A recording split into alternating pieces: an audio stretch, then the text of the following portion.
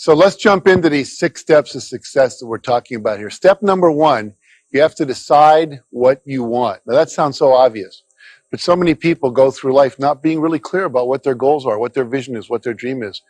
I have a cartoon at home that I have above my desk, and it's a cartoon of 2 spiders sitting at the end of a sliding board, the kind that kids slide down.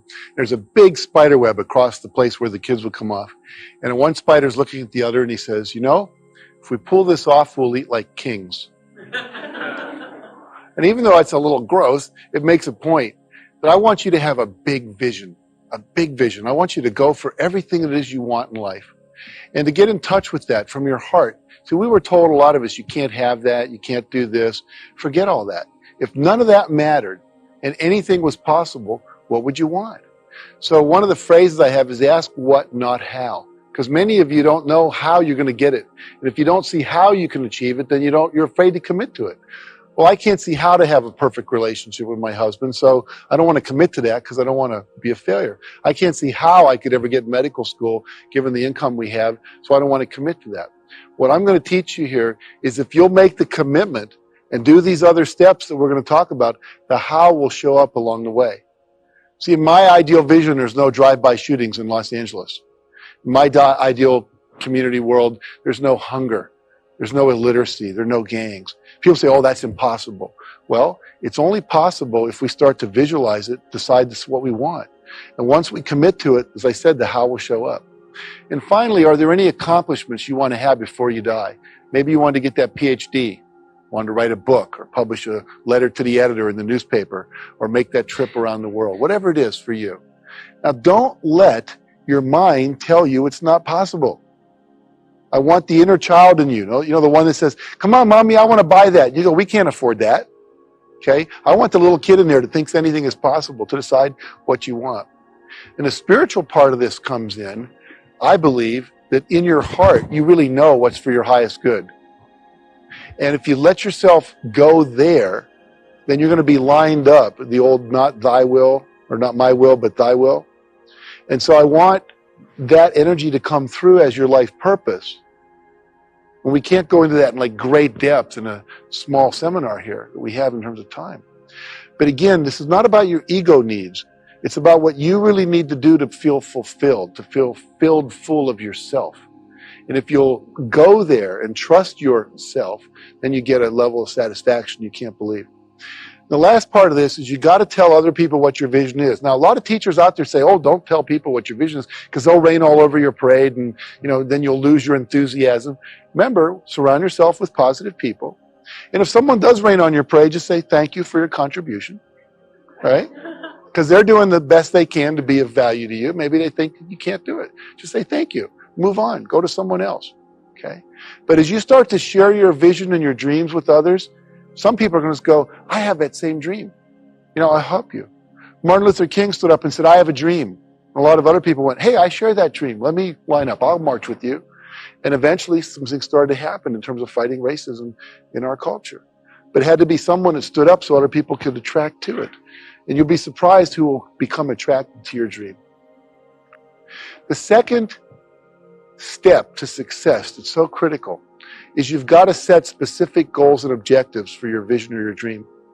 It's a nice thing to say, I want a winter home in Hawaii. But that won't do it. It's got to be measurable. It's got to be in time and space. How much do you want and by when?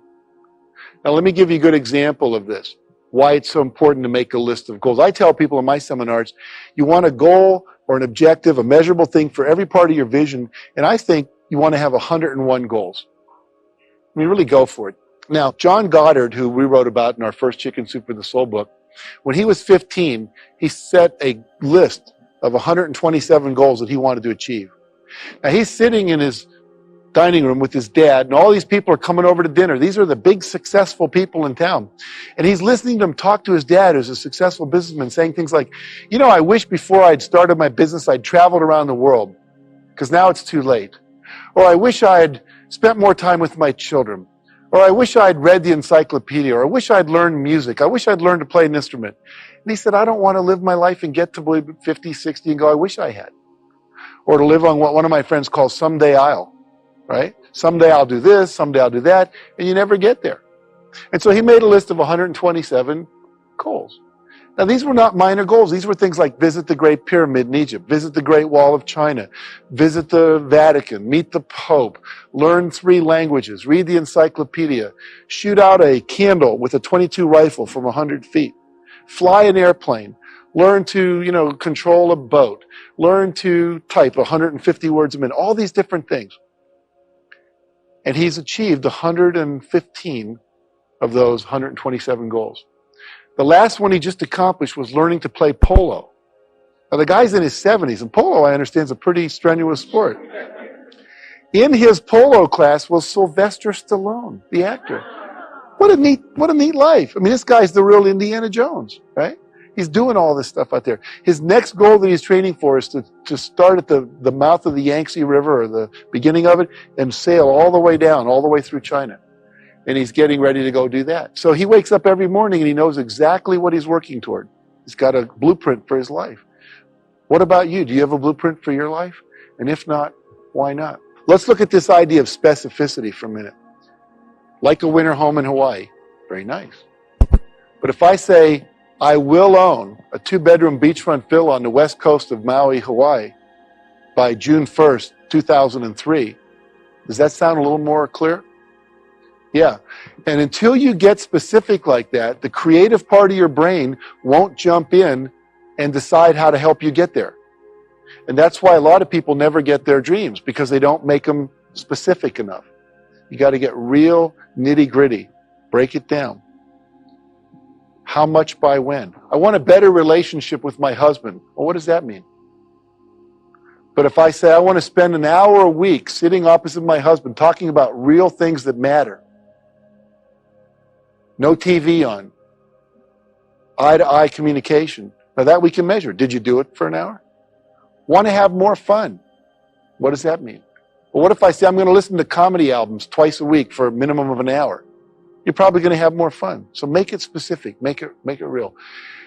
Some people say, I want our business to increase. Well, how much? By when? Want the reading scores to go up in a school. How much? By when? Until you have that, you're not going to make progress. And so many people's dreams never get completed because they're not clear about the specific number of how much by when. I told you earlier in the program, we said we're going to sell 1.5 million books in 1.5 years. And that directed our behavior.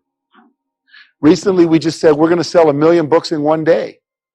We had 101 bookstores involved in a book signing. We're going to try to be in the Guinness Book of World Record for the largest book signing ever done. Now, I don't think we sold 1 million books. Maybe we sold a couple 100,000. But by holding that question and trying to figure out how to do it, it moved us toward that goal. Now, maybe it'll take us 2 years to figure out how to sell 1 million books in one day. But it gets the thinking to expand out into that arena. Is this making sense? Okay, so you want to have those goals. Now, the other thing you want to do is break your goals down. Many of you have big goals. End hunger in the world. That's a pretty big goal. Have world peace. Achieve a certain level of spiritual oneness with God or life. Big goals. When you first look at it, it's kind of overwhelming. But what if we were to break that down into little steps? It says, okay, I want to go to college and get a PhD. Gosh, I'm only a high school student. But the next step would be finish the math class, get an A in this, write for a brochure from a college, get a catalog, pick 1 or 5 colleges that I want to apply to. Just keep breaking it down to little steps and then figure out how to get all those steps done and put a date by each step and then start doing the plan. Someone said if you fail to plan, you're planning to fail. Does that make sense? Yeah, absolutely. One of my friends said, success by the yard is hard, by the inch it's a cinch. So we just break it down into small pieces. I was reading the Guinness Book of World Records because we were thinking about being in there, and this guy set a goal to eat an entire bicycle. Tires and all. Now, how do you do that, right? Well, it took him 17 days. But what he did is he kept cutting the bicycle up and then melting it down into little swallowable pieces, and he ate them. I don't know how much stayed in, but he ate them, right? But the point being, anything can be done if you break it down small enough. Make sense? So don't let the bigness of a goal overwhelm you. Now, finally, what's the purpose of all this? The purpose of all this is not to get the $1 million, the Rolls Royce, the best-selling book, all of that. That's nice. But have you ever known people that had all that and weren't really happy? And have you ever known people that had all that and then lost it? You know, Donald Trump was really wealthy for a while and then he lost it and now he's coming back and all that. Well, that happens. It's not the result that's important. It's who you become in the process of achieving the result. Jim Rohn said, set a goal so big that in the process of achieving it, you become someone worth being. Isn't that an interesting concept? Because it's not the result. If you set a big goal, 3 things are going to show up in your life. One is called considerations, all the thoughts about why it's not possible, all the fears that you have about going out there and doing that thing. And finally, there are real roadblocks out there in the world. There are laws and things that maybe that it's not legal to do that yet, or it's not zoned for that, or all those kind of things. And you're going to have to learn how to overcome those roadblocks, and to learn how to quiet the considerations in your head, and learn how to overcome those fears. But have you ever done something that was really scary, and then the next time you did it, it wasn't quite so scary, and then the third time was, and pretty soon it's no big deal. Like the first time I did TV, it was scary. Now it's not such a big deal. But you have to go through it, right? And when you're done, you get to have something in your life called mastery. And that's the goal. The goal is mastery. Mastering your fears, mastering your thoughts, mastering your behaviors so that you can do anything you want. That can't be taken away from you. A friend of mine's house burnt down. He was an author. He lost all his manuscripts, all his research, his computer melted, everything. Nothing was saved. And you would have thought maybe he'd have committed suicide at that point, but he didn't. What did he do? He said, look, everything I learned about being an author is still in my head. You can't take that away from me. I know how to talk to editors. I know how to write. I know how to outline. I know how to write book proposals. I know how to go on talk shows. I'm no longer afraid of that. So what you want to do is create goals that are so big and so full of your heart that when you achieve them, even if you lose the result, the best-selling book, they always fall off the bestseller list. My publisher over here will tell you that. They just don't stay on there forever. But the reality is you become a master in life. Now, step 3 is you've got to visualize the results that you want. This is probably the most important step of all the 6 steps. Maybe the second most important. It's one of the top 2. What does that mean? You've all heard people say, visualize the goal as if it's already achieved. Think about this. Have you ever known a kid, like a high school kid, he's into skateboarding or something, and you go into his room and the whole wall is covered with pictures of skateboarding? It's like he's surrounding himself with this image of what he wants. People say, I can see it so bad I can taste it. You ever heard that phrase? Yeah. Well, they literally can see it. And because they can see it, it creates something inside of them that moves them toward the goal. Let me demonstrate this with you. Could I have everyone stand up right where you are for a moment? And you at home, would you stand up too? Good. Now, we're going to do a little exercise that is intended to literally blow your mind, to open it up at such a level that you'll never be the same again in terms of this technique we're talking about. So what I'd like you to do is just watch me for a minute, and then we'll do it. In a moment, I'm going to ask you to put your right arm out in front of you and have your feet about 12 inches apart, nice solid stance.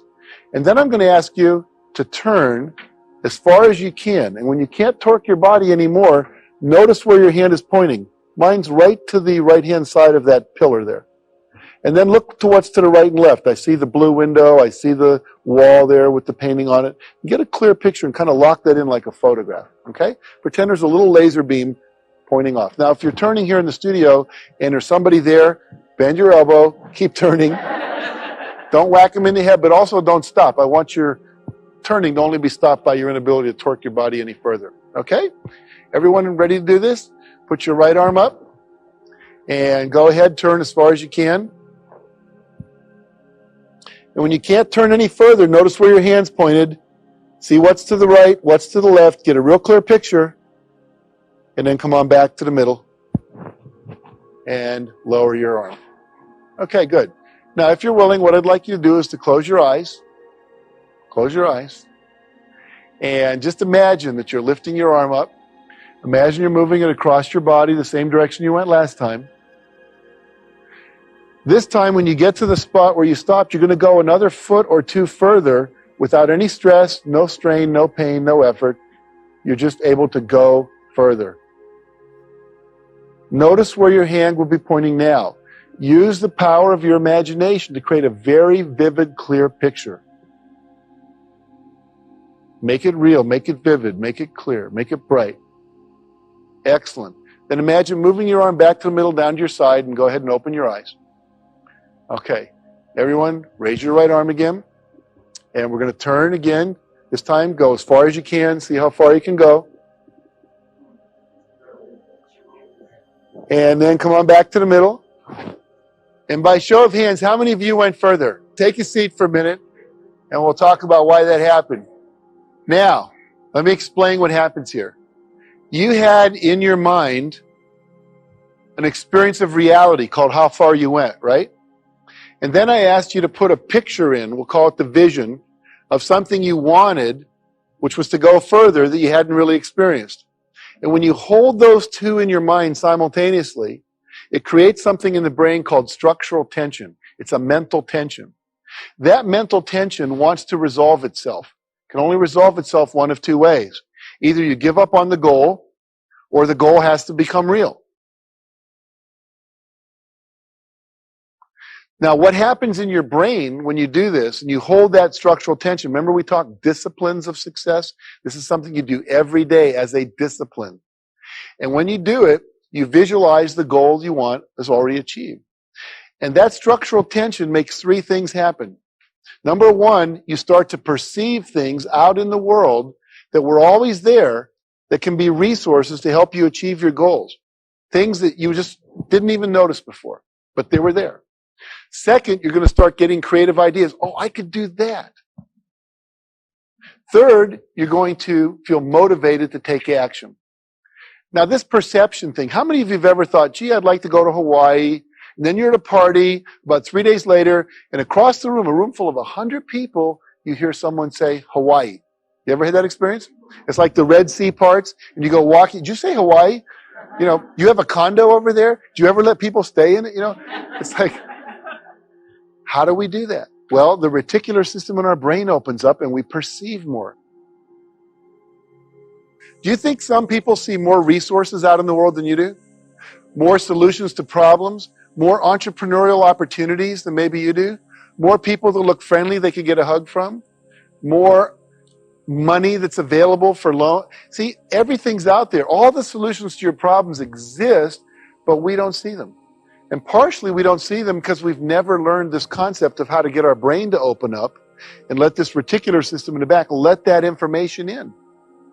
Do you ever drive down a street and notice a house and go, where'd that come from? And your husband or wife goes, honey, that's been there for 3 months. You know, and literally you just didn't see it. It was like a blind spot. But what happens when you learn this technique, all of a sudden you start seeing more. 1983, the Australian sailing team had never won an America's Cup, ever. And the coach had a new idea. He said, let's try this visualization stuff. And he made a tape. And on this tape, he did a narration of the Australian team beating the American team. And it was something like, you know, we're going around the last buoy, we're 3 boat lengths ahead of the Americans. And they had all the sound effects in the background, the wind and the sails and the water going by and the little lines hitting the mast and all that stuff that you associate with that. And this tape went on for about 20 minutes. It was a little faster than the actual race. And they would imagine beating the Americans. Now, he made the team listen to this tape every day, twice a day, for 3 years. Someone just said, oh my gosh. Now, when they finally went to race the Americans, it was like, not them again? How many times do we have to beat these guys? It was like, of course we can beat the Americans. Their whole attitude was totally different. And in fact, they came in and they won the America's Cup. So the idea is that you can use this in any aspect of your life, whether it's sports, whether it's, you know, losing weight, whether it's getting better grades in school, learning to read, whatever. When we come back from the break, I'm going to show you how to use this power of visualization in education. I'm going to show you how it was used, for example, in New Orleans, to take a school where the dropout rate was 86%. The kids never graduate high school, and they turned that around in 5 years to 16% using this technique. So stay with us. Okay, let me demonstrate to you, more than anything I can think of, the best way to do it, the next step. step number 4, because it's really critical that you get this. All these steps kind of have to happen together, all right? And this could probably be the most important one. The one that if you were to do this alone and pay attention to the feedback would probably get you where you want to go. I have here in my pocket, I believe, a $50 bill. If this $50 bill were available, and it is, I'm going to show you the one secret that separates winners from losers more than anything else, okay? So if this was available, who would want it?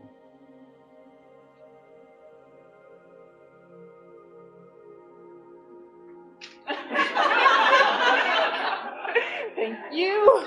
All right, now don't go away yet. Come back.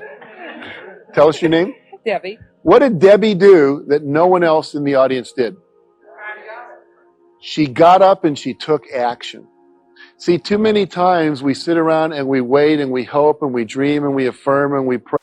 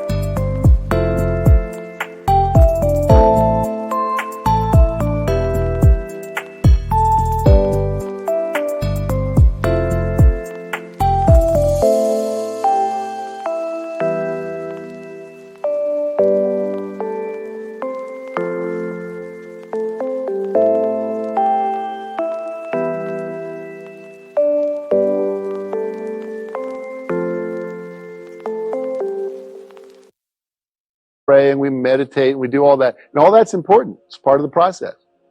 But at a certain point, the opportunity shows up. And if you don't act, you get to sit and not have $50. Okay? So step number 4 is what? Take action. Take action. One of my favorite quotes is by Henry Wadsworth Longfellow. He said, "The heights by great men reached and kept were not attained by sudden flight, but they, while their companions slept, were toiling upward in the night." What does that mean? You got to work. You got to do some doing this. You can't just sit around and hope it'll happen. One of the steps, one of the actions you need to take is called asking. And many of us, see, we wrote a book, Mark and I wrote a book called Dare to Win. And it was a book of all these kind of things, and people went out and they read the book, and still a lot of people weren't successful. And we thought, what's the problem here?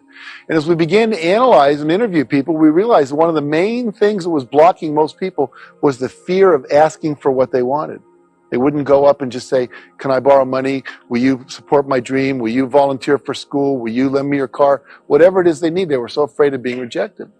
And so we wrote a book called The Aladdin Factor, How to Ask For and Get Everything You Want. And we were doing all that research, we ran across a girl named Marquita Andrews. And Marquita Andrews was the living example of what we call ask, ask, ask, ask, ask, ask, ask, ask, ask, ask, ask, ask, ask, ask, ask, ask, ask. Because you're going to have to ask a lot of people.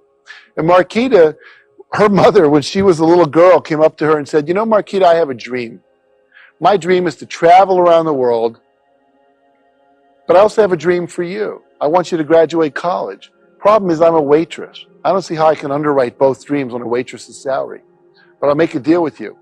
If you'll go to college and agree that after you graduate, you'll take 25% of your income for the first number of years and put that in savings to send me around the world, then I'll pay for your college education.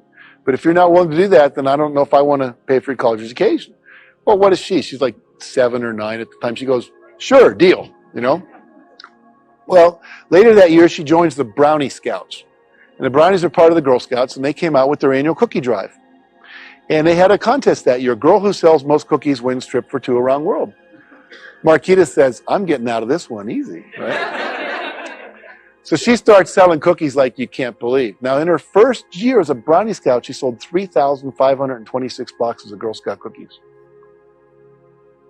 Someone just said, no way. Most women who've sold Girl Scout cookies, if you sell 300 or 400 boxes, that is a big deal. 3,526. How'd she do it? Ask, ask, ask, ask, ask, ask, ask, ask, ask. She lived in New York, high population concentration, right? She would go into high-rise apartment buildings and condos, and as people would come down in the morning and back from work, she would just be there. Did you buy your cookies yet? Did you buy your cookies yet? Well, you want to buy some cookies? And if she bought one, they said, we want to buy 2. Don't you know people? She would just ask, ask, ask. Then one day, she finds herself at 14 years old. She wrote a book called How to Sell More Cookies, Condos, Cadillacs, Computers, and Everything Else. And she was the keynote speaker at Radio City Music Hall to the $1 Million Roundtable of insurance salesmen, all people who'd sold over $1 million in commissions and all this stuff. And she's up there talking to 1,000 people. At the end of her talk, she says, I want you all to look under your seat. You'll find a 3x5 card. Take that out and write a number between 5 and 10 on the card. So everybody did. And she said, that's how many boxes of Girl Scout cookies I want you to buy for me today as you leave here. That day, she sold 7,000 boxes of Girl Scout cookies. She's in the Guinness Book of World Records. Before she retired, she sold over 32,000 boxes. Isn't that astounding? Hasn't been beaten yet. Okay. But what does she do? Ask, ask, ask, ask, ask, ask, ask, ask, ask. Very powerful tool. Now, she had one final clause, a little phrase she says, SW, SW, SW, SW. What does that mean? Some will, some won't. So what? Someone's waiting. So if you ask enough people, eventually someone's going to say yes. If I asked everyone in this room, do you have a red car? Eventually someone would say yes. It doesn't matter. If you ask enough people, you're going to get your dream met. Now we're going to come back in just a moment. And when we do, I'm going to teach you a word that's going to get you out of the problem of what happens when you ask for something and people say no. And this one word, if you knew this word and you learned it and you used it, can actually get you anything you want in life. I'd teach you one word, how to deal with no when you get a no from somebody. And again, I'd like you to write this down, write it in your brain if you don't have anything to write it with on paper and so forth. And here's the word. It's very simple. When someone says no to you, what I want you to say to yourself real loud inside your head is the word next. Let's just practice that. So if I say no, what are you going to say? Yes. Absolutely. One more time. No. Yes. Now what does that mean? Ask somebody else. Absolutely. How many people live on the planet? 5 billion people. Someone wants to do what you want to do. Someone wants to get involved in your dreams. Someone wants to support you.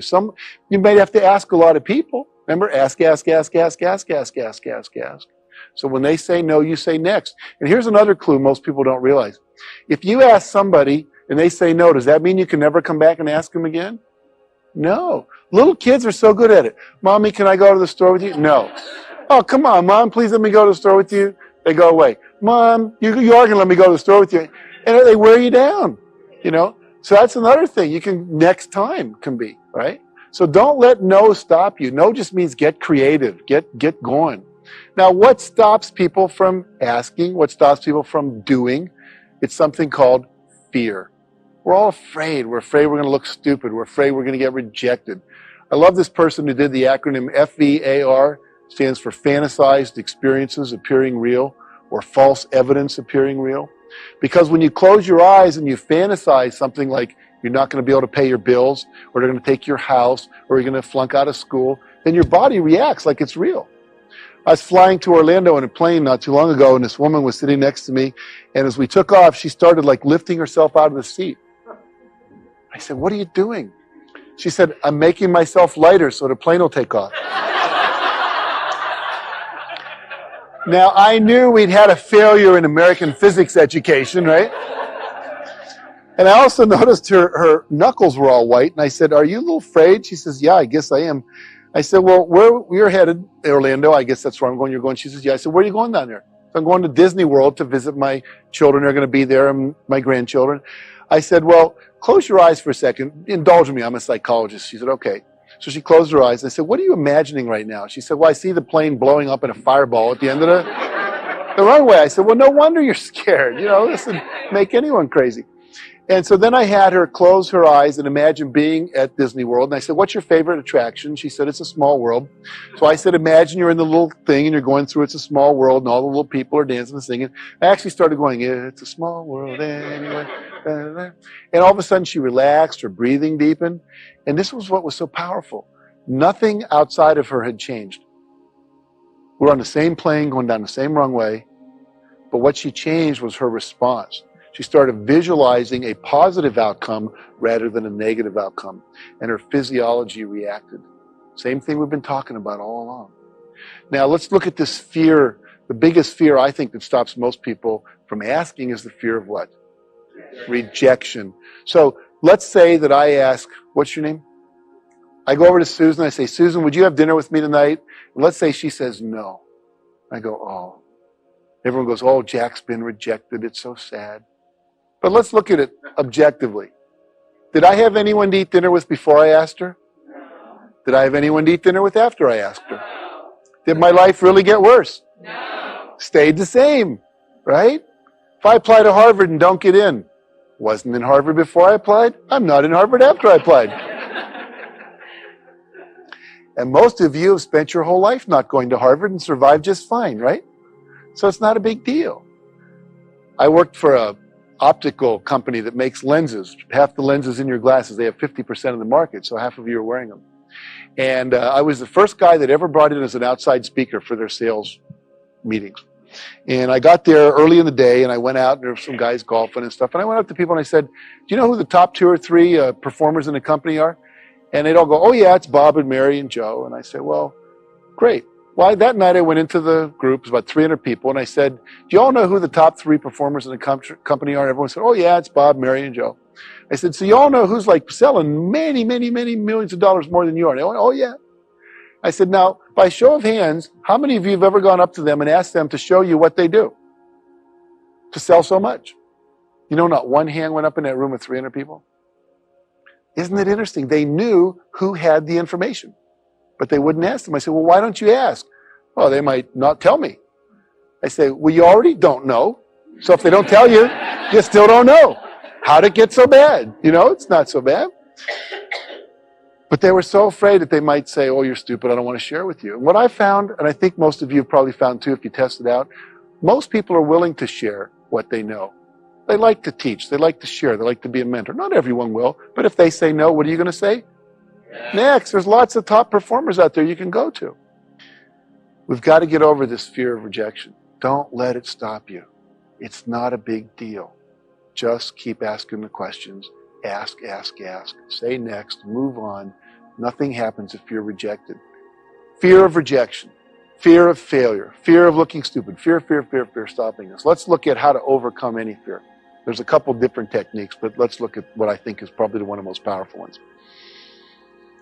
How many of you have seen the book, Feel the Fear and Do It Anyway? Remember that? Susan Jeffers wrote this book. Well, think about that. Feel the fear and do it anyway. I'm going to do a little demonstration with you here to show you how this works. I'm going to take this chair here. I'm going to pretend this is a diving board. I'm going to stand up on the end of the diving board. How many of you know how to dive off a diving board? Can you remember when you had to learn to do that? You're standing on the end of the board. So here I am. I'm on the end of the board. There's my dad down in the water. He says, come on, jump. And I'm, Dad, he says, it's only 2 feet to the water. I says, yeah, but it's another 9 to the bottom of the pool. And it's 5 from the feet to the head here, and it's a long way down. He says, come on, just jump. I'm scared. Can you relate to that? How many of you at that point said, Dad, I think I'm going to get off the board, go see a child psychologist, going to deal with my fear of jumping into liquids from high places, and when I handle that, I'll come back and jump in.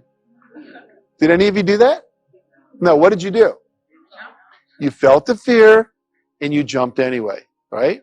And this is really the principle that works for anything in life. You're going to feel fear. It's going to show up. So what? Most people let fear stop them. They say, well, obviously, then I shouldn't do this thing. I'm going to say to you, feel the fear and pretend it's like a 2-year-old. Take the 2-year-old with you. It doesn't want to go certain places, first day of school. So what? Take it. You're the adult. Treat your fear like a little child. But don't let it run you. You're bigger than that. You're bigger than that. The mastery comes from what? Handling the fear. Now, I had a teacher, very profound spiritual teacher, teach me once how to take this and even make it deeper. So here's what I'm going to teach you to. I want you to take your fingers and join your 2 forefingers together like this. Everyone do that? Okay. And what I want you to do is repeat after me. Everyone ready? Okay. Goes like this. A little chant. Goes like this. Oh, everybody. Oh, what the heck?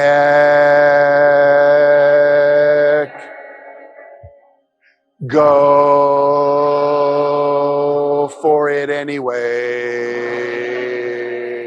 Let's do that together one more time. Oh, what the heck? Go for it anyway. Very good. See, if you can remember that when you're scared, oh, what the heck, go for it anyway, then you'll take that action. It won't always be the perfect action, but if you get into action, something's going to happen. Which leads us into step 5, which says respond to feedback. See, when you take a first action, is that necessarily going to be the right one? No. But you can't get feedback unless you take the action. And some of us are so afraid of doing the wrong thing, we wait until like 18 doves fly over our house in the sign of a cross. Oh, it must be the ideal auspicious day. And then we take action. Well, they don't fly over that way too often, right? So we just have to take an action and see what happens. Now, there's 2 kinds of feedback. What are they? Positive and negative. Which one do you like best? Positive. Right. Positive feels good, right? You're on track. But have you ever had negative feedback and it was valuable? Yes. Right. So there's 2 kinds. Now, how many of you actively solicit feedback in your life? You say, hey, I want feedback on how to be a better parent or a better teacher, or how can I be a better salesperson? How can we serve your company better? Right? Most people don't ask for feedback. Why don't they ask? They don't want to hear it. But let's say you're a teacher in school and you don't ask feedback.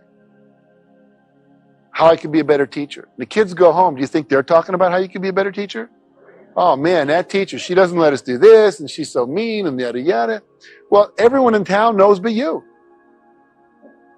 Everyone's talking about it. You're the only one not in on the secret.